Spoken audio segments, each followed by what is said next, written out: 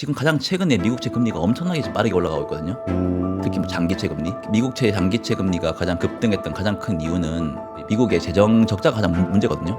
근데 지금 과연 미국이 재정 지출을 그럼 앞으로 줄일까요? 미국의 재정 지출은 앞으로도 줄어들 생각이 없습니다.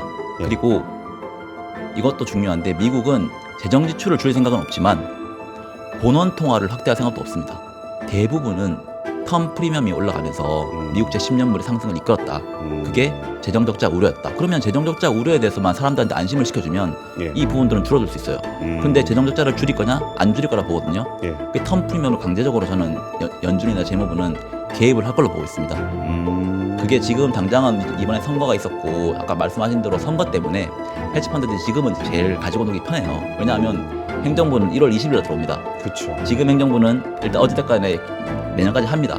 그러면 이거를 주도적으로 할 가능성이 현재로서는 그 힘이 약하다고 볼 수 있어요. 예, 예. 그래서 지금은 금리 변동성이 엄청나게 지금 큰 상황입니다. 제가 조금 시작하기 앞서서 뜸을 좀 들였던 이유는 뭔가 지금 오늘 코스피 마감 상황을 좀 한번 살펴보고 싶었었어요. 근데 뭐 강보합 정도로 마감이 됐는데 다들 많이 좀 시장이 혼란스러운 것 같습니다. 트럼프와 관련한 트럼프 대통령 이후가 됐는데 이게 그 대선 이전에 생각했던 트럼프 트레이딩이 이어질 것인가 아니면 좀 여기서 조금은 다시 원래 매크로한 원래의 패턴으로 갈 것인가가 많이 궁금해지고 있는 상황인 것 같습니다. 그럼에도 불구하고 이제 트럼프 당선 이후에는 트럼프 트레이딩이 좀 더 강화가 되면서 뭐 2차 전지나 그런 쪽이 좀 어려움을 겪고 있는 것 같습니다. 뭐 산업적인 측면은 아직 오지 않았지만 시장적인 측면에서 좀 온 것 같고요. 사실 오늘은 제가 진행을 하기로 한 날이 아닙니다. 근데 제가 굳이 오늘 이렇게 진행을 하고 싶었었던 이유는 지금 시장 상황을 전혀 모르겠어서 전문가와 직접 인터뷰를 나눠 보면서 진짜 뭐라 그럴까 그 현장에서 그 실물 영접 하면서 얘기를 들어보면 조금 더 고민이 좀 풀리지 않을까 싶어가지고 중소기업 중앙회의 송상현 과장님 모시고 오늘 이야기 나눠보겠습니다. 안녕하십니까? 안녕하십니까? 안녕하십니까? 요즘에는 시장을 분석한다는 게 분석이 아니라 거의 점 보는 것 같지 않습니까? 그렇죠. 뭐 변동성이 워낙에 크고 네. 하루하루 뭐 바뀌니까 뭐 분석하는 것 자체가 지금 단기 분석은 의미가 없는 것 같아요. 그래서 좀 중장기적 뭐 앞으로 뭐 어떻게 될지에 대한 자기의 만의 생각이 없으면 예. 그냥 시장에 끌려다닐 수밖에 없다라고 저는 보고 있습니다. 그렇죠. 이게 오늘 그 심지어 윤석열 대통령 그 간담회에서 그 한국 조선사들 얘기가 나왔잖아요. 네. 트럼프 대통령하고 통화하면서 조선 얘기 나왔다 그랬더니 그냥 조선주 그냥 7, 8% 그냥 올라버리던데 네. 그런 거 보면서 야 이게 단기 트레이딩 하시는 분들은 진짜 재밌겠다. 거의 뭐 도박하듯이 할 수 맞아요. 있는 네. 그런 게임이 돼버렸으니까.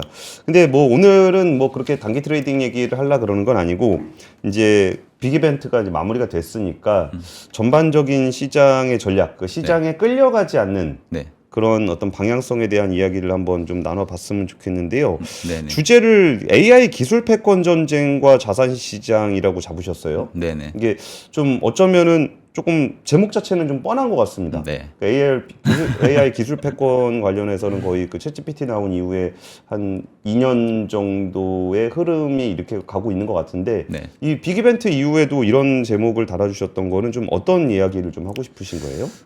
저는 사실 올해 연초부터 예. 뭐 작년부터 얘기했던 것 같긴 한데 AI는 기업들이 실적을 내기 위한 섹터가 아니라 예. 미국 정부가 패권을 유지하기 위한 가장 중요한 안보 측면에서 가장 중요한 섹터라고 지금 보고 있고요. 그래서 물론 뭐 우리는 지금 주식을 투자를 하고 있지만 지금 AI 관련돼서 개발을 하고 있는 회사들 그걸로 실적을 낼 수 있는 회사들 중심으로 많이 보고 있지만 그 이면에는 미국 정부 그리고 뭐 미국 재무부, 미국 국방부 이런 데서 AI 산업에서 엄청나게 지원을 해주고 있습니다. 그렇죠. 예, 그게 양극화가 심해지는데도 불구하고 지원을 해주고 있어요. 그러면 미국이 왜 이런 AI 섹터나 기업들에게 지원을 해줄까에 대해서 고민을 해봐야 되고 그럼 과연 지금 미국은 왜 지금 이런 시점에서 왜 이렇게 많이 지원을 할까라는 고민을 좀 해야 될 것 같습니다. 그래서 지금 작년에 사실 올해 초에 지금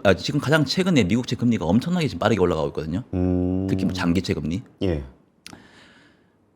가장 미국채 장기채 금리가 가장 급등했던 가장 큰 이유는 미국의 재정 적자에 대한 불확실성 때문에 거든요. 근데 근데 네. 말 끊어 죄송한데 네. 최근에 금리가 좀 올랐던 거는 그냥 그 트럼프 트레이딩의 관점에서 보면 제가 단기 트레이딩 네. 관점에서 보면은 뭐 관세를 올리게 되면 인플레이션이 날 거고 네. 인플레이션이 나게 되면은 금리를 내릴 수가 없을 거고 네. 금리를 내릴 수가 없을 것 같으니까 시장 금리가 먼저 튀었다. 네. 이게 단기적인 트레이딩 관점에서는 이제 그렇게 해석하기가 좀 쉬웠잖아요. 네네. 근데 그게 뭐 오히려 재정 적자와 관련한 부분들은 꽤나 오랫동안 누적돼 왔던 문제잖아요.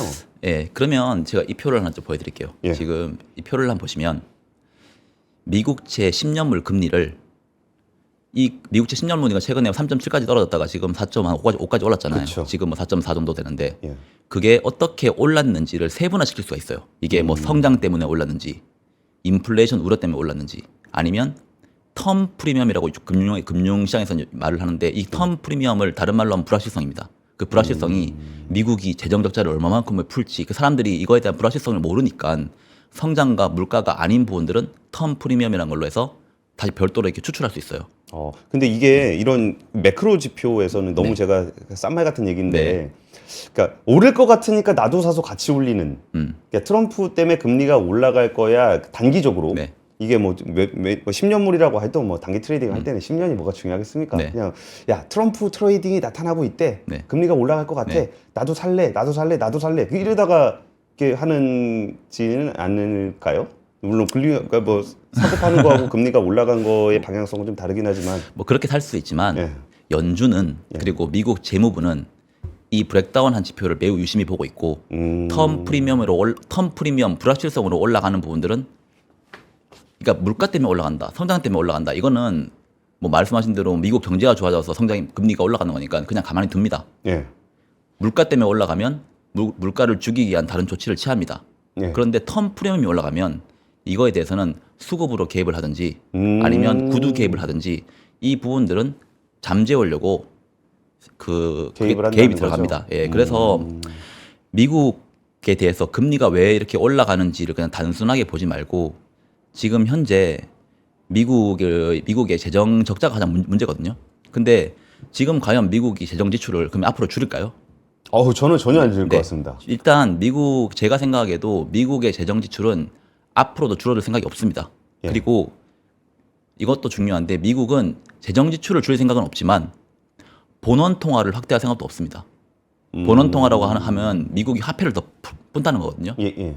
그럴 생각도 없고 재정 지출은 또 줄일 생각이 없고 이게 가장 일단 제가 가장 중요하게 생각하는 것 중에 하나고요. 두 번째로는 미국은 텀 프리미엄이 올라가서 만약에 시장에 급등이 오고 시장에 쇼크가 온다? 그러니까 텀 프리미엄이 뭐죠? 재정 적자가 엄청나게 늘어날까 하면서 예. 불확실성이 올라가면 예. 그것 때문에 10년물이 올라가는 거를 텀 프리미엄 때문에 미국채 10년물이 올라간다고 합니다. 그러니까 이론 가격보다 시장 가격이 훨씬 더 높게 나타나는 금리가 예를 차이. 들어 금리가 실질적으로 3.7에서 4.5까지 올랐으면 예. 0.88%가 올랐잖아요. 예, 예. 0.8%가 올랐는 거에서 이거는 성장 때문에 올랐는 걸 0.2%, 이거는 물가 우려 때문에 올랐는 게 0.3%뭐 이런 식으로 세분화시킬 수가 있어요. 예, 예. 그게 연준에서 항상 발표를 합니다, 매달. 그렇기 때문에 지금 오르는 거는 이 그래프에서 보면 검정색 그래프가 텀 프리미엄이거든요. 최근에 올라가는 거는 단기 실질금리가 성장 때문에 올라가는 겁니다. 그래서 예, 예. 성장 때문에 올라가는 것도 있지만 대부분은 텀 프리미엄이 올라가면서 미국채 10년물의 상승을 이끌었다. 그게 재정 적자 우려였다. 그러면 재정 적자 우려에 대해서만 사람들한테 안심을 시켜주면 예. 이 부분들은 줄어들 수 있어요. 근데 재정 적자를 줄일 거냐 안 줄일 거라 보거든요. 예. 그 텀 프리미엄을 강제적으로 저는 연준이나 재무부는 개입을 할 걸로 보고 있습니다. 그게 지금 당장은 이번에 선거가 있었고 아까 말씀하신 대로 선거 때문에 헤지펀드들이 지금은 제일 가지고 놀기 편해요. 왜냐하면 행정부는 1월 20일에 들어옵니다. 그렇죠. 지금 행정부는 일단 어찌됐간에 내년까지 합니다.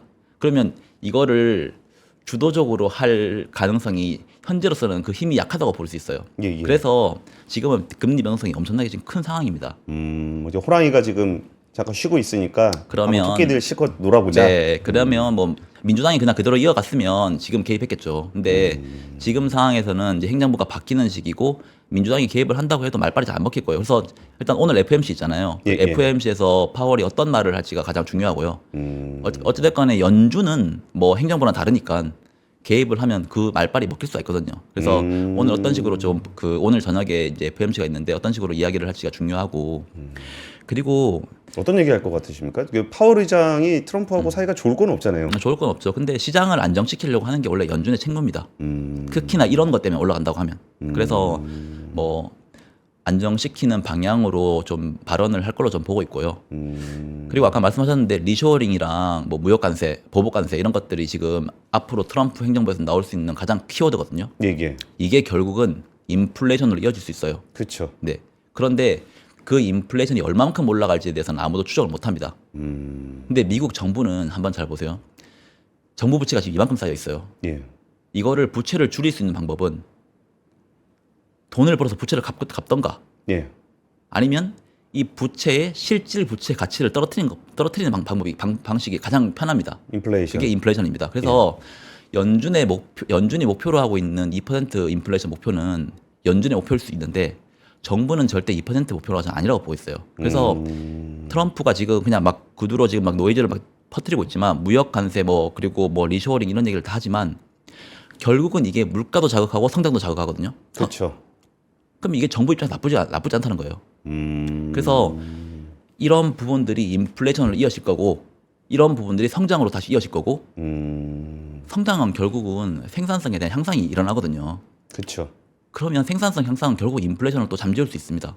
그래서 이 선순환 구조라고 하면 지금 우리가 우려하고 있는 뭐 인플레이션 우려 때문에 금리가 올라가고 그것 때문에 뭐 증시가 지금 아직까지는 빠지지 않았지만 그런 것들이 지나고 보면 정부가 생각한 대로 지금 가는 시나리오일 수도 있다라고 한번 생각을 해볼 필요가 있고요. 그게 저는 미국채 10년물이 사실 3.5에서 4.5까지 올해도 그렇게 받고 사실 내년도 그 정도로 지금 보고 있어요. 그러니까 올라도 4.5. 왜냐하면 그 이상이 넘어가면 나스닥이나 뭐 S&P는 그 금리가 너무 올라가면 좀 조정을 받을 가능성이 있습니다. 그렇죠. 대신 이게 성장이 무너진 게 아니기 때문에 네. 조정을 받으러 다시 올라갑니다. 주식은. 채권은 이렇게 하지만. 예. 근데 미국 정부가 장기적인 성장을 이끌어 가려고 하면 너무 높은 금리는 그렇죠. 안 좋아요. 예. 물론 너무 낮은 금리도 미국 정부는 원하지 않습니다. 그죠. 그렇다고 치면 어느 수준에서는 개입이 들어올 거고 일단 11월에서 내년 1월까지는 연준의 개입이 가장 중요하다고 보고 있고요. 그 뒤로는 새로 들어오는 이제 미국 행정부의 개입도 저는 계속 나올 수 있을 거라 보고 있어서 금리가 많이 내려갈 거다라고 하는 뷰는 전 아니지만 금리가 올라가면 특히나 이렇게 불확실성, 재정 적자에 대한 우려로 텀 프리미엄이 올라가면 예. 미국 정부든 연준은 계속해서 개입을 할 거다. 그리고 그러면은 10년물 숏? 네, 10년을 그러니까 저는 사실 그래서 예전에 3.6, 3.7까지 금리 빠졌을 때 여기서는 장기물은 더 먹을 게 없다. 그때 사는 롱을 해야 되는구나. 빠지는 쪽이니까. 그렇죠. 예. 그래서 왜냐하면 미국의 성장이 부러지거나 예. 아니면 인플레이션이 급격히 떨어지거나 그런 게 아니면 장기채는 금리가 많이 떨어지기 쉽지 않거든요. 예. 저는 그 둘 다 아니라고 보고 있기 때문에 미국채 장기채 금리는 많이 떨어질 가능성은 없다. 대신 너무 많이 올라가면 미국은 이거를 개입을 할 거다. 연준은 구두 개입을 할 수 있어요. 그렇죠. 정부는 근데 수급을 개입할 수 있습니다. 예. 왜냐하면 정부는 은행들에게 규제를 풀 수 있거든요. 지금 미국 시중은행들은 미 국채를 가지고 있는 양이 과거 대비보다 엄청나게 양이 적어요. 예. 그러니까 살 수 있는 여력은 충분하다는 겁니다. 근데 미국이 뭐 민주당 그 코로나 이후에 그 풀어줬던 규제 완화를 2021년부터 다시 은행들한테 야 너네 국채 너무 많이 사지 마. 국채 살 거면 자본금 이만큼 충당해라고 하는 SLR이라는 규제를 도입을 시켰거든요. 예. 그것만 풀어줘도 미국 은행들은 국채를 살 수 있는 한도가 확 늘어납니다. 우리 유동성 한번 점검해 볼까요? 네. 유동성이요? 예. 유동성은 제가 사실 오늘 유동성까지 얘기하면 시간이 많이 걸리긴 그래요? 한데 근데 예. 유동성 간단하게 좀 말씀드릴게요. 예. 이 표를 한번 보시면 원래 일반적인 사람들은 미국이 국채를 발행을 하면 연준이 미국이 재정 적자를 발행할 국채를 찍어내려고 하면 연준이 뭐 돈을 찍어내 가지고 그러니까 국채를 발행하면 돈이 많이 풀리는 줄 알고 있어요, 그냥. 근데 실제로는 미국 국채를 발행하잖아요. 그러면 은행의 지급 준비금이라고 한 데서 미국 국채를 삽니다. 예. 그러면 은행들이 가지고 있는 현금이 국채로 바뀌어요. 그렇죠. 그러면 그 조달한 자금은 미국 재무부의 현금 창고로 들어갑니다. 예. 그리고 미국 정부는 그 조달한 현금을 또 시중으로 풀어줍니다. 지출을 할 거 아니에요. 그렇죠. 예산으로 쓰죠. 네. 예. 그러면 그 자금이 다시 은행들의 지급 준비로 들어옵니다. 예. 그러면 실제로 미국이 정부가 국채를 발행을 하면 지급 준비금이 빠졌다가 정부의 계좌로 들어갔다가 다시 은행들의 지급 준비로 들어오기 때문에 시중의 유동성은 아무런 변화가 없어요. 그러니까 우리가 생각하는 건 다르다는 거죠. 옛날에는 코로나나 뭐 금융위기 때 확 무너졌으니까 예. 돈을 막 풀어가지고 다시 보내주는 형태였기 때문에 연준이 막 돈을 풀어가지고 주는 방식이었는데 실제로는 지급준비금은 국채를 아무리 발행을 해도 문제가 없다는 거죠. 그런데 최근부터는 뭐 미국 정부가 국채를 발행하면 뭐 유동성 긴축이다 이런 말 많이 했거든요. 그게 연준이 양적 긴축을 하기 때문에 그게 유동성의 긴축이 일어나는 거거든요. 연준이 보유하고 있는 자산을 시장에 이렇게 내다 팔기 때문에 예. 가지고 있는 준비금에서 돈이 빠져나가는 겁니다. 그런데 2023년부터 2024년까지도 연준의 양적 긴축은 계속 했었거든요. 예. 그런데 미국 은행들 연준의 지급 준비금은 전혀 변화가 없었어요. 그게 옐런이 단기 국채를 계속 발행을 하면서 예. 단기 국채를 찍어내면 연준의 지급 준비금 이걸 사는 게 아니라 영래포라고 하는 계좌에서 이걸 사버리거든요. 예. 예. 그러면 영래포의 돈이 영래포의 돈이 TJ 잔고로 들어가고 예. TJ 잔고가 지급 준비금으로 다시 들어가는 구조라고 하면 양적 긴축으로 지급 준비금이 떨어진다고 해도 영래포에도 다시 충전되는 돈이 있기 때문에 준비금이 크게 안 떨어집니다. 예. 그래서 이 표를 보시면 2022년 6월 달 초에 연준이 가지고 있는 대차대조표를 세분화시키면 이렇게 네 가지로 나눌 수 있거든요. 예. 근데 양적 긴축을 아무리 많이 해도 지급 준비금은 현재 노란색 그래프 보시면 크게 안 빠졌습니다. 대부분 빠진 거 보면 영래포예요. 그러네요. 그러니까 지급 준비금이 안 빠지면 시중의 유동성이 크게 긴축 안 되는 거거든요. 그러니까 아무리 많이 그렇게 양적 긴축을 많이 해도 시중의 유동성이 긴축이 하나도 안 됐다는 거예요. 그게 옐런이 단기 국채를 찍어내서 단기 국채 발행을 많이 늘려서 예. 재정 적자를 유도를 했고 예. 그걸로 시중의 유동성 긴축 없이 조달한 자금을 AI 반도체 산업으로 계속 보조금을 지원해줬던 겁니다. 그래서 우리가 지금 뭐 빅테크 날라가고 다 하잖아요. 돈을 정부가 조달을 해가지고 돈 준 건데 조달을 할 때 시장 유동성 긴축 없이 조달을 했고 조달한 자금은 자기들이 육성하려고 하는 산업 쪽으로 돈을 풀어줬기 때문에 지금 그동안 이렇게 많이 좋아졌던 겁니다. 근데 그렇게 생각하면은 요즘에 좀 그 고민 중에 하나가 네. 뭐 이제 PMI의 그 제조업 지수라든지 이런 쪽이 이렇게 쭉 꺾여 내려왔는데 네. 그럼에도 불구하고 지수는 이렇게 올라간 부분들을 어떻게 설명할 수 있을까라고 했을 때 그 부분을 보통 이제 그 빅테크들의 거의 뭐 정부 재정만큼 돈 많이 갖고 있는 빅테크들이 AI 투자를 좀 가속화를 시키면서 네. 그 부분에 대해서 좀 그 성장이 투자 사이드에서의 성장을 이끌다 보니까 지수는 괜찮았다 이렇게 해석을 많이 했었는데 지금 과장님 말씀 들어보면은 그 단기 자금 조달한 국채를 지원해 준 부분들도 돈이 그쪽으로 쏠렸기 때문에 그쪽은 그러니까 전반적인 경기는 안 그렇죠. 좋았지만 AI 경기는 네. 같이 계속 잘 갈 수 있었던 것도 이런 유동성의 영향을 좀 받은 것으로 전 보인다. 유동성 영향이 매우 크다고 보고 있고 그 유동성을 발판 삼아서 AI 기술을 계속해서 개발을 할 수 있었고 예. 이 AI 기술은 과거 뭐 메타버스처럼 그냥 사람들이 쓰다가 그만둘 정도로 그런 산업이 아니었기 때문에 예. 지금은 그 내러티브와 유동성이 힘이 합쳐지면서 증시의 상승을 이끌었다고 보고 있고요. 뭐 ISM 제조업 지수, ISM 서비스업 지수 이런 거 있는데 AI 산업 지금의 현재 AI 산업은 대부분 B2B에서 돌아가고 있어요. 그렇죠. 기업 내에서 지금 계속 돌고 있다고 보시면 됩니다. 예. ISM 제조업 지수든 ISM 서비스업 지수든 서베이 지표거든요. 예. ISM 서비스업 지수는 지금 이런 B2B 산업이 잘 된다라고 하면 그쪽 사람들이 느끼는 체감은 올라갈 수 있습니다. 예. 예. ISM 제조업 지수가 올라가려면요. B2B에서 B2C로 넘어가는 산업으로 들어가야 됩니다. 근데 지금은 아직까지 그 연결고리가 안 되고 있고요.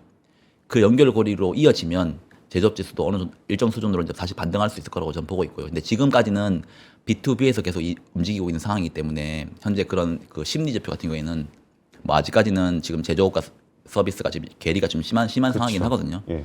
근데 저는 뭐 AI 같은 경우에는 지금 대중들이 써봐도 이거는 편리하다는 걸 지금 느끼고 있거든요.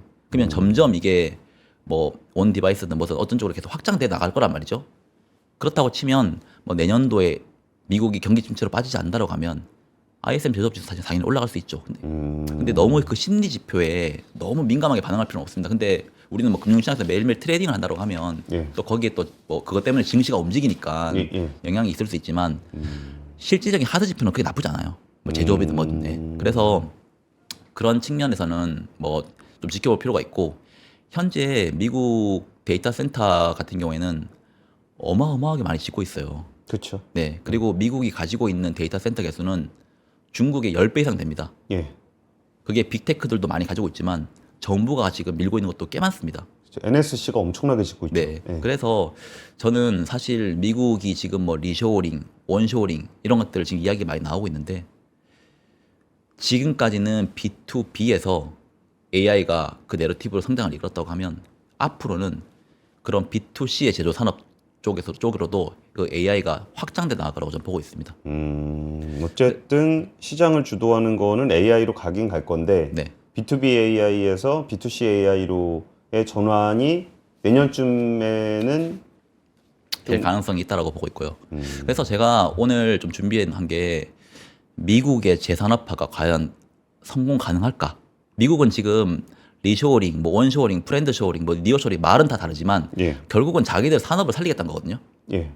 그동안은 다 서비스로 우리가 소비만 하는 나라였지만 앞으로는 해외로 뿌려진 산업들을 다 우리나라로 가지고 와서 그리고 우리의 우방 국가들로 가지고 와서 산업을 만들어 가겠다라고 하는 게 지금 미국의 계획입니다.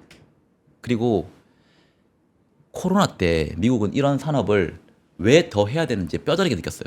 공급망이 막혀버리니까 우리가 이렇게 그냥 허무하게 물가가 뛰어버리고 모든 게 물가가 뛰어버리고 공급이 잘 조달이 안 되는구나라는 걸 그때 알았고 예. 그렇기 때문에 이번에 공급망을 제대로 구축을 해야겠다는 생각을 하고 있습니다. 근데 그래서 그거랑 AI가 어떻게 연결되는 거예요?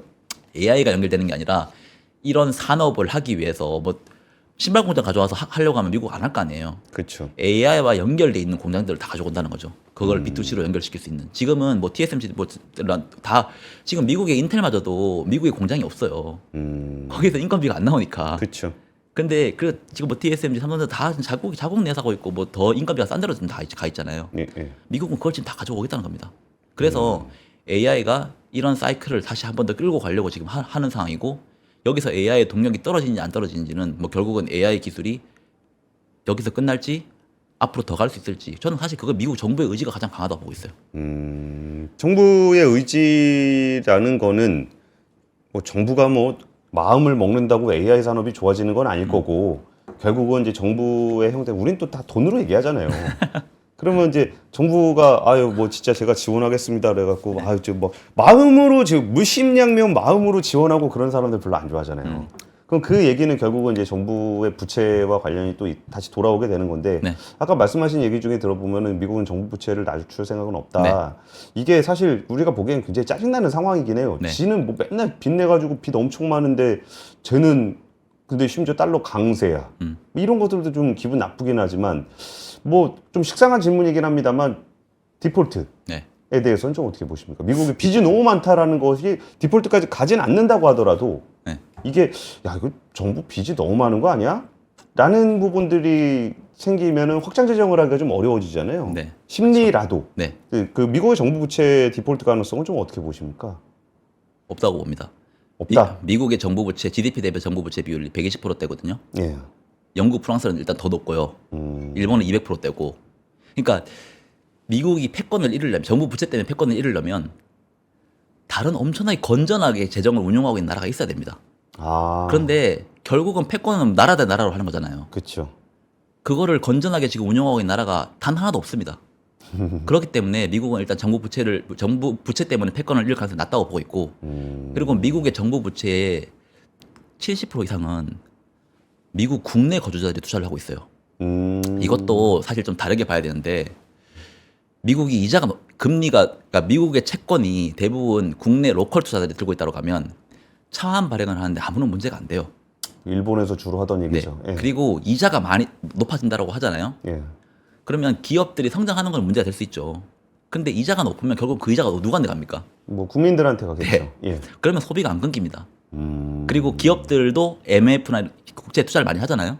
그럼 현금도 많이 쌓입니다. 그래서 저는 미국 정부 국채를 볼 때 자꾸 사람들이 헷갈리는 게 미국이 자꾸 돈이 없어서 돈을 조달한다고 생각하거든요. 근데 미국은 통화를 사용하는 나라가 아니에요. 발권하는 나라지. 그렇죠. 그래서 미국이 적자를 풀면 그 적자가 결국은 민간으로 흑자로 들어갑니다. 그래서 지금 미국의 가계와 기업은 코로나 이후로 보면 엄청나게 건전한 상황으로 지금 떨어져 있어요. 미국 기업의 그 부채 있잖아요. 예, 예. GDP 대비해서 계속 떨어지고 있는 상황입니다. 그리고 미국 한번 기업도 같이 보면서 설명해 주시면 좋을 것 같은데요. 아, 네네. 하나만 지금 제가 이거 말씀드리고 그다음 제가 좀 재산업화로 좀 넘어갈게요. 예, 예. 이 표가 미국 기업들의 순 이자 비용입니다. 와. 보시면 엄청나게 떨어졌어요. 그러니까 금리 올라갔잖아요. 예. 이자 비용이 떨어졌거든요. 두 가지가 있어요. 일단 현금으로 국제 투자하는 게 많을 수도 있고, 근데 예. 코로나 때 조달을 많이 해놨던 겁니다. 그것도 장기 그 만기를 길게. 그러니까 그 정도로 똑똑해졌다는 거고. 그럼 이거는 기업들은 실제로 지금 전혀 문제되는 상황이 아닙니다. 그럼 미국 정부가 패권만 잃지 않는다고 하면 기업에서 무너질 가능성이 없다라고 보는 거죠. 그리고 가계도 지금 가처분 소득 대비 뭐 걔들이 가지고 있는 저축. 예, 그런 거 예, 보시면 가계 지금 매우 건전해요. 미국. 그러니까 그 리만버 그 08년도에 서브프라임 터질 때랑은 비교가 안 됩니다. 그때는 전부 다 가게들이 부동산 버블 때문에 부동산에 막 대출해서 투자할 때였고, 지금은 서브프라임 이후로 미국 가게는 그런 식으로 대출을 거의 안 하고 있어요. 그래서 현재는 가게와 기업은 매우 미국은 건전하다. 정부가 부채 비율이 많은데 생각을 조금만 바꿔보면 정부가 부채를 찍어가지고 누구한테 주느냐. 기업이랑 가게로 지금 다 돈을 주고 있다. 그러면 미국이 과연 디폴트로 빠질까? 이거를 위협하려면 다른 나라가 엄청 재정 건전성이 높은 나라가 패권을 위협해야 되는데 상대적으로. 지금 미국이 재정 투자를 푸니까 미국 달러 더 올라가잖아요. 더 강세되잖아요. 그렇죠. 이거는 그러면 뭐가 말이 안 맞는 거잖아요. 맞아요. 예, 그래서 그런 관점에서 미국 정부 부채를 좀 보는 게 매우 필요하다고 보고 있고요. 그러게요. 그렇게 따지면 우리나라는 정부가 제일 건전하고 기업 가게가 훨씬 힘든데 우리나라 가계 부채 높잖아요. 기업 부채도 엄청 많이 올라왔더라고요. 네, 그런데 하여튼 우리나라는 제가 나중에 말씀드리고 일단 미국은 여전히 정부 부채는 높지만 다른 나라도 높다. 그리고 미국의 GDP는 앞으로 더 올라갈 거기 때문에 네. 그 부채 자체의 규모는 똑같을 수 있어도 부채 비율은 떨어질 수 있다는 것도 생각을 하셔야 되고 가계와 기업은 안전하다는 걸 좀 한번 말씀을 드리고 싶고요. 그다음 미국의 재산업화에 대해서 좀 말씀을 드리려고 하거든요. 재산업화? 네, 예, 미국의 원래는 미국의 산업화는 1980년도 이전에 일어났습니다. 그리고 80년도 이후로는 산업을 육성을 시키지 않았습니다. 거의 예. 제조 산업은. 예, 예. 그런데 이 표를 한번 보시면 미국이 제조 산업에 투자하는 비율인데 1960년에서 2000년까지는 한 4% 정도 투자를 했었어요. 미국 GDP에. 근데 이게 뭐 어떤 지표입니까, 이게? 그러니까 미국이 예. 제조 산업에 지금 자기들이 가지고 있는 지출에서 정부 지출? 예, 제조 산업에 지금 얼마만큼 투자를 하고 있냐. 근데 이때는 많이 했다는 거예요. 결국은 정부 주도로. 1960년에서 99년까지. 근데 우리가 알고 있는 최근 20년, 사실 우리는 거의 20년 동안에 미국을 미국이라 보거든요. 그렇죠. 근데 그때를 놓고 보면 1%밖에 투자 안 했어요. 제조 산업에. 요때가 사실 중국과 한국이 제조업이 굉장히 그렇죠. 성장했던 WTO 시간이죠. 가입하고 그때 예, 그러니까 예. 미국이 다 줬던 거예요. 공장을 다. 우리는 이제 힘든 일 안 할게. 이제 니네가 힘든 일 해. 예, 예. 예. 그런데 2019년부터 2023년까지를 보면 다시 그 정도 수준까지 지금 올라왔습니다. 그런데 미국 인구 조사 통계국 추정해 보면 앞으로도 이 정도 수준으로 제조 산업에 계속 미국은 투자할 거라고 지금 얘들은 전망을 하고 있습니다. 예. 이게 그냥 뭐 어둘짜는 거 투자하는 게 아니라 B2B, B2C 관련된 모든 산업을 일으키겠다는 거고요. 우리가 미국을 볼 때 미국이 뭐 포용주의, 관용주의 다 이렇게 보거든요. 미국은 뭐 전 세계를 잘 살게 하고 있고 뭐 어디가 전쟁이 나면 미국이 우리나라를 도와줄 거야 이렇게만 생각을 하거든요. 그러니까 1999년부터 2019년까지 그랬을 수도 있죠. 네. 네. 예. 그런데 미국은 사실 그 이면을 놓고 보면 어떤 나라보다 단호하고 어떤 나라보다 더 냉정합니다. 우리가 까먹고 있는 게 있는데 사실 이번에 트럼프가 됐잖아요. 예. 근데 가장 됐던 게 결국은 생산을 강조하는 정책을 많이 했어요. 그 러스트벨트 쪽으로 해가지고. 예. 그게 대중적인 지지를 많이 얻었거든요. 근데 저는 제가 생각하는 미국은 대중의 지지만 가지고는 절대로 될 수가 없어요. 당선이.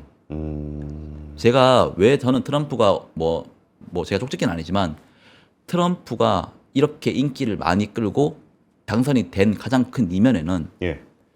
미국의 그 최상위층 있잖아요. 예. 최상위층이 그동안 20년 동안은 금융으로만 전 세계를 독점할 수 있다고 생각했어요. 그런데 그치. 힘든 일을 내가 할 테니까 그 내가 자본가로서 세상을 지배할 수 있다. 근데 그 믿음이 이제 바뀌기 시작했다고 보고 있습니다. 이제는 금융으로만 가지고 전 세계를 독점하는 거는 안 되고 결국은 산업을 가지고 와야지 지금의 패권을 계속 유지할 수 있겠구나라고 하는 미국의 상위권 최상류층들이 그렇게 생각을 해서 그쪽으로 자본금이 빵빵히 들어갔습니다. 그리고 대중의 지지도 얻었고 당연히 그게 결합이 되면서 트럼프가 이번에 압도적으로 이겼잖아요. 저는 그 부분이 매우 크다고 보고 있고 미국은 자국을 위해서 과거에 놓고 보면 뭐 브레튼 우즈, 닉슨 쇼크 그리고 플라자 합의 이거 뭐 시장에 맡기고 뭐 합의해서 하는 게 아니에요. 미국은 자국의 이익을 위해서는 어떤 짓은 합니다. 특히나 뭔가 문제가 자기들한테 뭔가 불리하거나 문제가 될 것 같으면 밀어붙여요 그냥.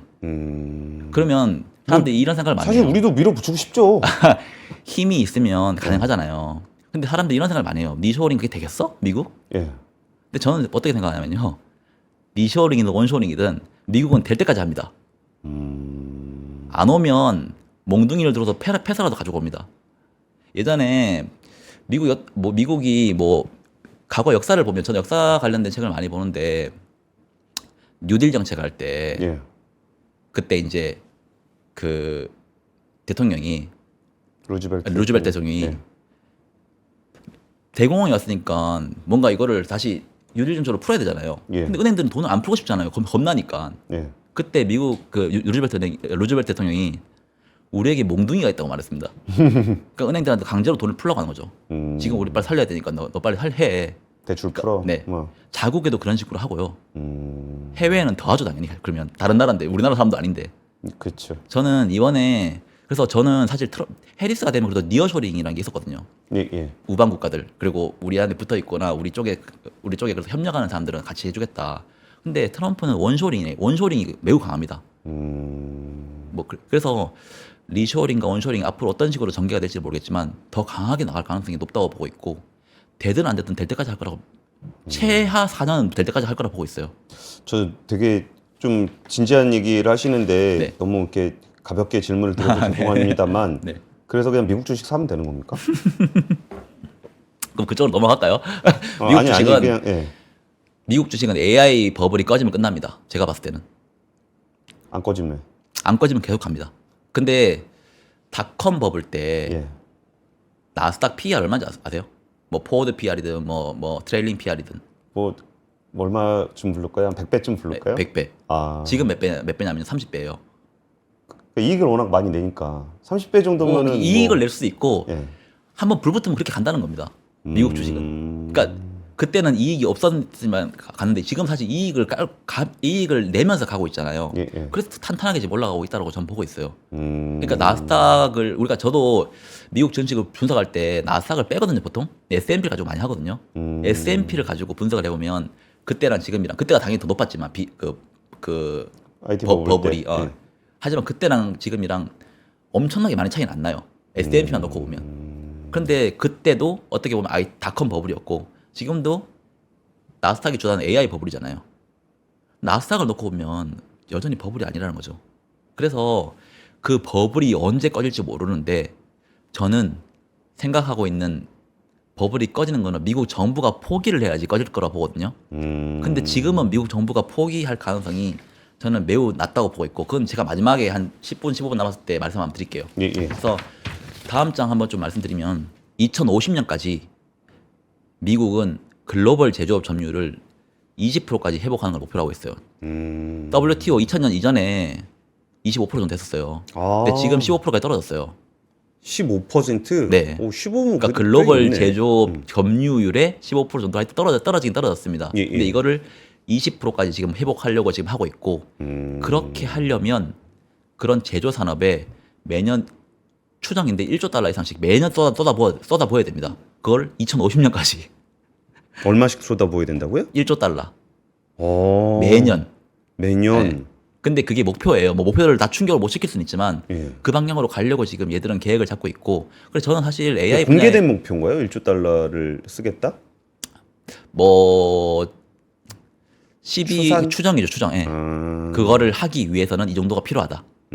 사실 2050년까지 목표니까 언제든지 바뀔 수 있잖아요. 네, 네. 예, 그래서 저는 사실 AI 분야의 새로운 산업의 르네상스라는 말을 계속 말씀드리고 있어요. 르네상스, 그 제가 뭐 방송을 최근에 많이 나왔었는데 저는 산업에 대한 르네상스가 올 거라 보고 있습니다. 그게 AI와 반도체 분야를 필두로 해서. 그리고 지금 전력 공급망 쪽에서는 그게 시작됐고요. 예. 그 AI 데이터 센터를 돌리려면 결국은 전기가 필요하잖아요. 그 전력 그 전기를 계속 줄 수 있으려면 결국은 전력 공급망이 확충이 돼야 되는데 미국은 지금 성전망 보시면 개발도상국이죠. 하나도 안 했어요. 개발도상국이에요. 네, 예, 말씀하신 대로 그거 다 노후화돼 있어가지고 예. 그거 지금 갈아 끼우려면 엄청나게 지금 돈이 많이 필요하고 네. 시간도 많이 필요해요. 일단 그 부분으로 지금 계속 지금 돈이 들어갈 걸로 보고 있어서 그 미국의 재산업화가 보면 근데 이것만 제가 한 말씀드리고 나갈게요. 보통 미국이 이게 맨데트리 스펜딩이라 해서 미국은 지출을 할 때 의무 지출과 재량 지출이라는 게 있거든요. 예. 그러니까 재정 지출을 그렇게 두 개로 나눌 수 있어요. 의무 지출, 재량 지출. 근데 의무 지출은 우리가 보고 있는 메디케어 이런 겁니다. 사회 보장에 복지하는 것들. 그리고 재량 지출은 국방과 비국방으로 나뉘는데 국방 부분은 뭐 국방비고 비국방 부분은 우리가 말씀하셨던 그 인프라법, 집수법, 반도체법에 돈이 나가는 거예요. 예, 예. 근데 이 그래프 보시면 1960년부터 지금까지인데 이 녹색이 녹색이 이제 의무 지출이거든요. 예. 그런데 녹색 맞나? 하여튼 이게 보시면 계속 떨어지고 있어요. 의무 지출의 비중이. 그동안은 그러니까 사회복지 쪽에 돈이 엄청나게 썼다는 거죠. 그렇죠. 근데 최근에 보면 조금씩 꼬리를 들고 올라오고 있습니다. 이게 사실 인프라법, 반도체법, 칩스법이 그 화두가 돼서 지금 올라가고 있는 거거든요. 근데 지금 트럼프의 정책 중에 하나가 메디케어를 그 복지를 줄이겠다는 거거든요. 예. 근데 복지를 줄여서 우리는 그러면 재정 흑자로 가겠다 이런 전략일까요, 트럼프가? 전혀 아니죠. 네, 그걸 줄여서 예. 재량 지출에 더 쓰겠다는 겁니다. 우리 또 미래를 생각하는 분은 아니죠. 지금 당장 써야지. 이쪽으로 계속 비중이 올라갈 가능성이 높고 있고 이쪽의 돈은 결국은 그쪽으로 미국의 성장을 끌어올리는 방식으로 갑니다. 물론 이게 양극화를 초래하거든요. 그쵸. 하지만 성장을 계속 유도하는 방식으로 계속 갈 가능성이 높다고 보고 있습니다. 그래서 어쩌면 미국의 중소 서민들은 약간 배신당하는 느낌도 좀 있긴 하겠네요. 이게 뭐 그러니까 물론 이렇게 산업을 성장시켜서 거기서 생겨나는 일자리를 창출하고 거기서 임금을 지급하는 방식으로 순환을 하겠다라는 거는 뭐 일반적인 보수의 트래크 이펙트인데 네. 사실 트럼프에게 그 기대하는 거는 당장 쇼미더머니잖아요. 그쵸. 네. 근데 트럼프의 정책이 쇼미더머니가 아니라는 거를 참 인정하기 쉽지 않은 것 인정하기 쉽지 같긴 않죠. 합니다. 그런데 이게 예전에 그 논문을 제가 봤는데 그 국가의 명목 성장률이 7%가 나오잖아요. 예. 그럼 양극화가 일어나도 사람들이 반발이 없대요. 예. 명목 성장률이라고 하는 거면 실질 성장과 인플레이션입니다. 그렇죠. 지금 미국의 명목 성장률이 5% 정도 나오거든요. 예. 7%까지 끌어올릴 거라 보고 있습니다. 트럼프는. 그렇게 하면서 야 이거 봐 우리나라 진짜 잘 살잖아. 너희가 지금 고생을 하기 때문에 지금 우리가 다시 또 패권을 유지하고 우리가 지금 그 국가가 지금 잘 되고 있다라는 그거를 뭔가 수치로 보여주잖아요. 내가 좀 못 살아도 그냥 그 사람들이 그렇게 반발이 약해집니다. 전반적인 분위기가 막 성장하는 분위기면은 네, 네. 아 내가 좀 못해서 그런가 보다라고 네, 네. 해서 어디가 말을 잘 네. 못하는 저는 효과는 좀 그래서 있겠네요. 그게 사실 암묵적이지만 저는 목표라고 보고 있어요. 그거 뭐 어디 나오는 건 없거든요. 네, 근데 저는 뭐 내년에 미국의 명목 성장률이 7%까지 올라갈 수 있다 보고 있습니다. 그게 실질이 안 나오면 인플레이션으로 맞춰서까지도 그게 나올 수 있다고 근데 보고 그거 좀 있어요. 무섭네요. 그 안 그래도 우리가 인플레이션 때문에 지난 뭐 몇 년입니까? 한 2022년부터 한 2년여를 엄청나게 고생을 했는데 네. 와, 이게 인플레이션이 다시 올라온다. 사실 바이든 행정부가 경제 때문에 욕을 먹었던 이유는 성장률 때문은 아니었잖아요. 이게 그냥 물가 때문이었는데 트럼프가 지속적으로 공격했던 것도 네. 물가고. 근데 뭐 사실 트럼프가 뭐 특별히 물가를 잡아야 되겠다라는 생각을 할 가능성은 별로 없어 보이긴 합니다. 네. 근데 그 어쨌든 명목이 됐든 GDP가 됐든 인플레이션이 됐든 어쨌든 한 7% 맞춰 놓으면 명분은 된다는 거죠. 네. 힘든 사람 있으면 네가 못 번 거지 세상은 좋아 뭐 이런. 근데 생각해보면 우리가 2022년도에 미국 물가 상승률이 9.1%까지 올랐거든요. 그렇죠. 그게 만약에 한 4%에서 5%로 끝났으면 네. 문제가 그렇게 됐을까요? 그렇죠. 문제 안 되죠. 안 될 것 같아요. 예, 저는 예. 지금 명목 성장을 7%라고 치면 실제 성장률에서 지금 3% 나오거든요. 거의. 근데 실제 성장률이 거기서 더 올라간다고 하면 물가는 사실 3에서 한 4, 5 정도만 나오면 충분히 맞춥니다.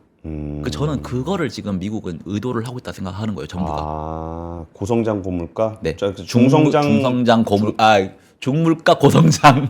그래서 그러니까 중물가 중금리가 계속 이어지려고 4% 정도면은 이어진다고. 고성장이니까 4, 3 정도 이렇게 맞추거나 네. 뭐 이런 정도. 그리고 항상 지금 금리 인하가 시작됐잖아요, 미국이. 금리 인하를 하면 우리는 물가만 생각하거든요. 물가 올라갈 거다. 금리 인하를 하면 예. 그런데 중간에 한 개 빠진 게 있어요. 뭐죠? 금리 인하를 하면 먼저 성장이 부양이 되고 그쵸. 그 다음에 물가가 올라갑니다. 예. 그럼 주식의 입장에서는 한 번 더 슈팅이 나오고 물가 때문에 뭐 금리빨 조정이 있을 수 있다는 거죠. 저는 그래서 내년 상반기에 버블 랠리가 나올 수 있다고 보고 있어요. 물가 한번 물가가 오르기 전에. 그러니까 FOMC가 금리 한번 또 내리고 아니 한 번 내리는 게 아니라 뭐 지금 뭐 올해 뭐 내리고 내년도에도 금리 인하를 지속한다라고 하면 이게 성장을 자극을 할 거고 더 성장이 올라가면서 주식은 결국은 한 번 더 여기에 반응을 하고 그다음 그러니까 성장과 지금 물가가 사상 최고치인데. 성장과 물가가 같이 안 올라간다는 거죠. 그 시차가 항상 있다는 거죠. 아, 그건 그렇죠. 네. 이게 예를 들어서 금리를 낮춘다는 거는 뭔가 하다못해 경기가 안 좋아서 낮춘다고 하더라도 네. 경기가 안 좋은 상황에서 이걸 금리를 내려버리면은 시장의 유동성이 먼저 풀리는 거고 지금 시장의 유동성이 풀려서 성장을 하게 되면은 인플레이션을 유발하게 되는 거고 네. 뭐 이런 거잖아요. 지금 연준은 실업률에 타겟팅을 해서 금리를 하고 있어요. 예. 성장률에 맞추는 게 아니라. 예. 실업률은 후행 지표죠. 네. 예. 그렇기 때문에 금리 인하를 하는 거고 내년도에는 물가가 만약에 금리 인하를 하면서 성장이 자극이 되고 성장이 자극이 되면 뭐 일반적인 다른 것들은 좀 물가가 올라갈 수 있거든요. 예. 그런데도 불구하고 내년 상반기에는 우리가 보고 있는 CPI 물가 상승률이 그렇게 안 올라갈 수 있다고 보는 거는 내년도에는 그 주거비 있잖아요. 예, 그 예. 기저효과가 좀 떨어지는 방향으로 나갈 가능성이 높습니다. 그래서 우리가 느끼기로는 물가가 오르는 것 같은데 실제로 찍히는 물가는 그렇게 안 올라갈 수 있다는 거죠. 그럼 연준은 실업률은 올라가는 건 싫고 우리가 보고 있는 헤드라인 물가 상승률은 그렇게 안 높다라고 하면 예. 금리 인하를 빠르게는 당연히 안 하겠죠. 예. 방향성만 주더라도 대신 긴축은 안 한다는 할 거죠. 수 이게. 있죠. 예. 그래서 그러면 성장 때문에 주식시장은 호재를 받아들일 것이고 그게 랠리를 이끌 수 있다라고 보고 있고요. 그 랠리는 거의 보통 뭐- 돈이 있어야 돼요. 돈. 거의 내일이 없는 사람 같은 느낌으로 가겠다는 것 같은데요. 그 랠리를 이끌려면 돈이 있어야 되거든요. 예. 뭐 돈 빌려서 할 수는 없잖아요. 예. 시중의 유동성도 지금 뭐 어디 있는지 아직까지 잘 모르겠고. 근데 저는 그 랠리의 근원적인 그 유동성은 내년도에는 사실 MMF 잔고라고 보고 있어요. MMF. 네, 이 표 한번 보시면 MMF 빨간색이 MMF 잔액이거든요. MMF 잔액이 지금 6.5조 달러까지 사상 최고치로 올랐습니다. 과거에 놓고 보면 MMF 잔액은 언제 떨어지냐고 하면 금리가 떨어질 때 떨어집니다. 예. 기대할 수 있는 수익률이 떨어지니까. 그런데 과거에는 항상 금리가 떨어질 때 보면 경착륙으로 떨어졌거든요. 기준금리 인하가. 그래서 이 파늘색 그래프가 미국제 1개월 금리고 빨간색이 미국 MMF 잔액인데 금리가 떨어질 때 MMF 잔고가 과거에는 좀 늘었던 적이 보면 경착륙이니까 겁나가지고 MMF에 돈을 넣었던 거지. 아. 결국은 쫙 떨어지면 MMF 잔고는 떨어집니다.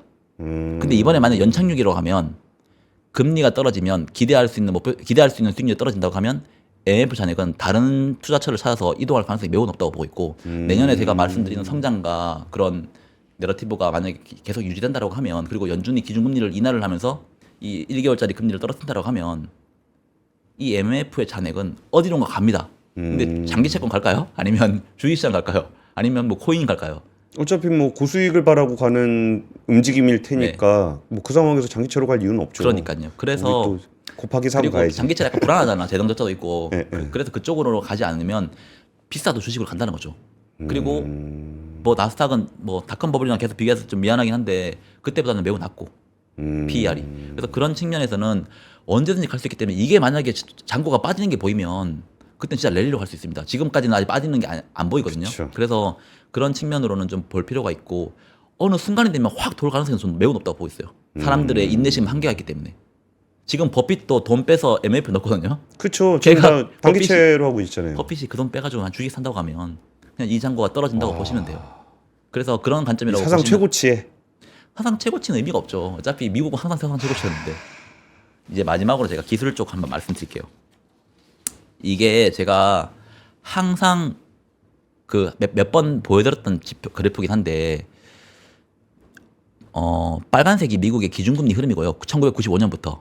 그리고 파란색 막대 그래프가 S&P 500의 IT 기업들이 매출액 대비해서 자본적 지출을 얼마나 많이 했냐인데 자본적 지출을 많이 늘리는 시기는 결국은 금리가 떨어질 때 지출을 많이 합니다. 자본적 지출이 투자죠. 투자. 예, 캐펙스 투자하는 거. 그래서 비용이 떨어지니까 많이 합니다. 그런데 지금은 닷컴 버블 때랑 비슷하게 금리가 높았던 고금리 시기에도 자본적 지출을 많이 했었고 금리가 떨어지는 게 보인다고 하면 더 많이 할 걸로 저는 개인적으로 보고 있고 지금 AI는 전 미국 정부가 생각하는 게 핵기술 초기 단계가 매우 유사하다고 보고 있어요. 1940년도에 사실 핵이 개발됐는데 예. 미국 정부가 했던 거 한번 보세요. 핵을 개발하고 난 뒤에는 다른 나라들 개발 못 하겠어요. 그렇죠. 그게 뭐 윤리, 뭐 법적, 제도적 이런 거 막 들추면서. 근데 그거를 개발하기 전까지는 법적 문제든 제도적 문제든 윤리적 문제든 하나도 꺼내지 않았습니다. 지금 AI 기술이잖아요. 법적, 제도적, 윤리적 기술 지금 전혀 지금 언급하는 사람도 없고 유럽에서만 언급하고 있죠. 예. 그거를 언급하면 그 사람 잘라버립니다. 이게 왜 지금 핵기술과 비슷하다고 보냐고 하면 당시에 미국이 핵을 보유를 하면서 당연히 미국이 뭐 금융도 잡았지만 결국 국방력이 그 나라의 그 패권을 유지하는 데 가장 중요하거든요. 예. 핵을 보유를 하면서 미국이 사실 그 패권을 유지했다고 보고 있어요. 그리고 다른 나라들은 개발 못하게 하면서 더. 그런데 앞으로의 전쟁은 저는 전력을 누가 많이 소유를 하고 있냐. 그게 AI로 어떻게 사람들을 어떻게 전쟁을 잘할 수 있냐가 매우 중요해질 거라고 보고 있고 미국 국방부도 그래서 AI 기술은 반도체 기술은 우리 안보와 매우 연관이 되어 있다고 지금 꾸준히 말하고 있습니다. 그래서 우리가 계속 지출을 하는 거다. 대기업 쪽으로도. 왜냐하면 예. 대기업들이 빨리빨리 이거를 계속 개발을 해오니까.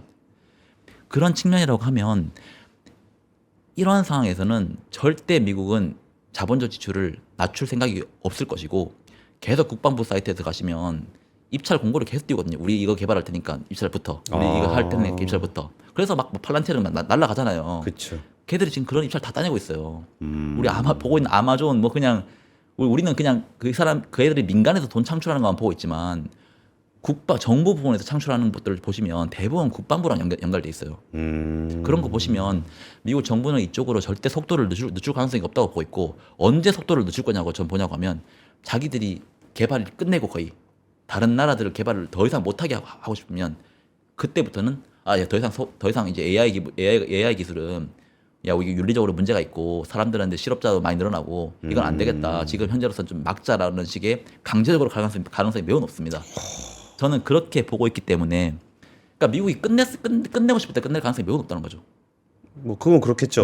자기들 예산 지출하는 거 교통 정리하는 거니까 뭐 그거는 뭐 누가 판단하든 그러니까 본인이 판단하는 거 맞는 거 같긴 합니다. 지금 미국 국방수권법 보시면 미국 국방부의 지금 그 병력이 실제로 지금 128만 명 정도 있대요. 근데 128만 명? 근데 목표로 하고 있는 게 130만 명이래요. 그래서 일단 좀 적다고 보고 있고 미국이 징병을 할 수 있는 나이대를 보면 18세에서 25세거든요. 예. 남자 기준으로. 그런데 그게 지금 940만 명인데 2029년이 되면 850만 원 줄어든대요. 그러니까 인구가 줄어든다는 거죠. 그러니까 AI 가지고 빨리 국방을 강화시켜야 된다는 생각을 매우 강하게 하고 있고 국방수업법 보시면 여성도 이제 등록한다고 하고 있고 연령대도 18세에서 25세에서 18세에서 26세로 지금 늘리려고 하고 있습니다. 그러니까 국방부에서는 지금 그거를 자각을 하고 있다는 겁니다. 우리가 지금 사람이 줄어드는 건 맞는 거니까 예. 빨리 이거를 AI화 시켜서 우리가 이걸 패권을 계속 유지할 수 있도록 하자. 이게 그래서 미국의 보호주의와 리쇼어링, 뭐 자국주의 이런 것들이 분명히 미국의 성장을 끌어올리고 할 거예요. 근데 결국 이게 길어지면 예. 결국 우리가 옛날에 봤던 뭐 제국주의 이런 식으로 가거든요.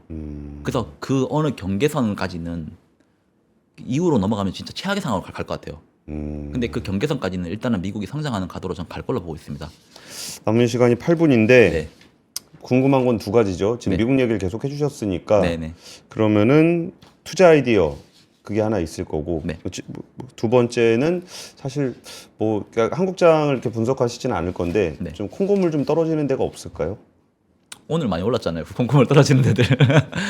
이게 근데 제가 오늘도 반도체 애널리스트랑 좀 이야기를 해봤는데 뭐 그래도 그분은 내년 3분기 정도는 내년 2분기 정도는부터는 한국 반도체도 나쁘지 않을 거라고 보고 있더라고요. 왜냐하면 미국이 때리는 게 한국은 아니잖아요. 기본적으로. 그렇죠.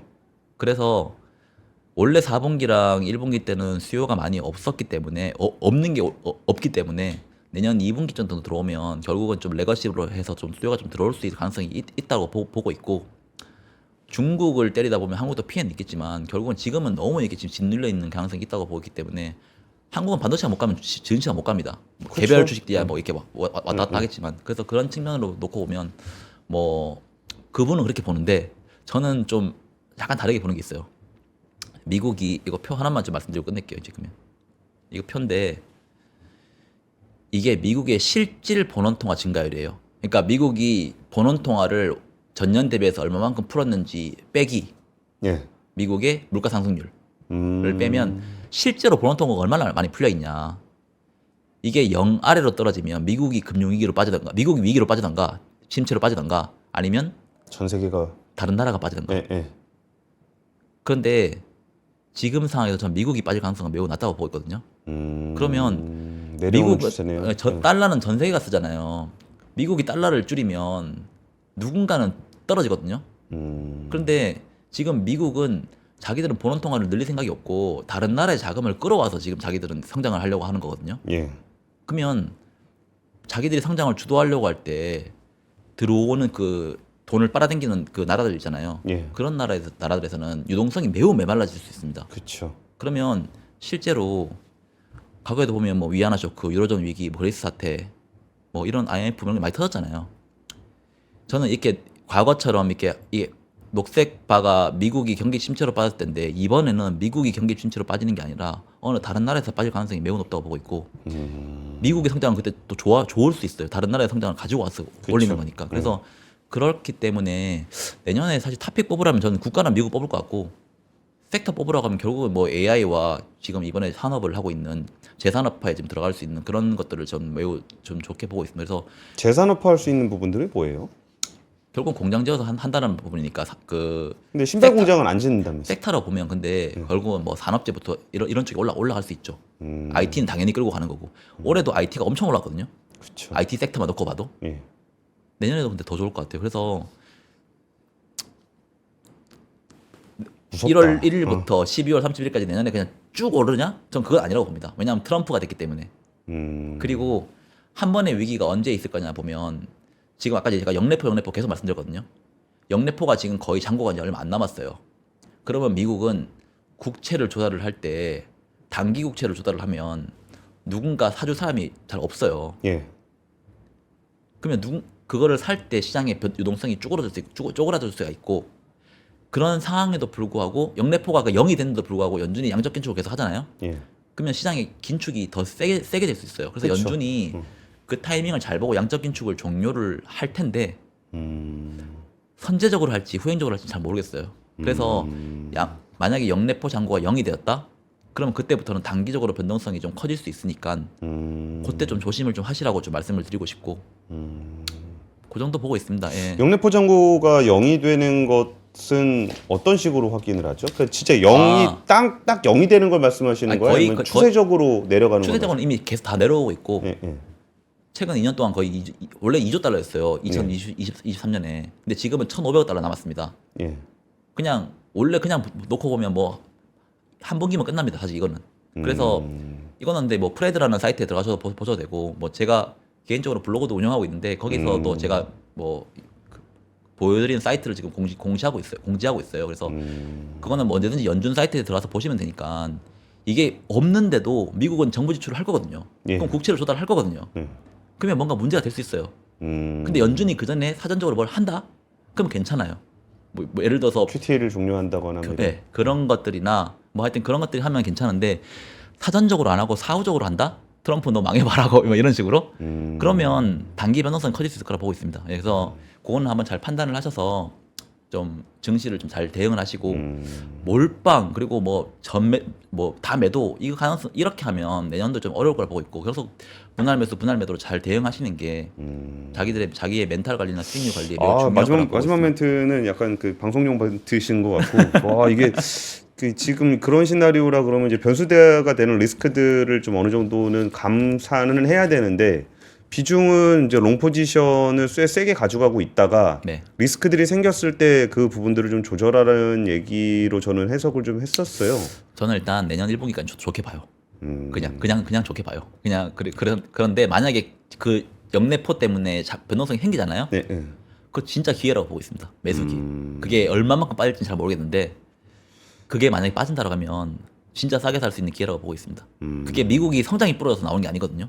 그쵸. 유동성이 갑자기 긴축이 되면서 엮여있던 레버리지들이 청산되면서 우리 예전에 엔켈이 8월달에 그쵸. 갔던 예. 그런 개념이기 때문에 미국의 성장이 부러지는 거라고 하면 당연히 미국을 다 팔아야죠.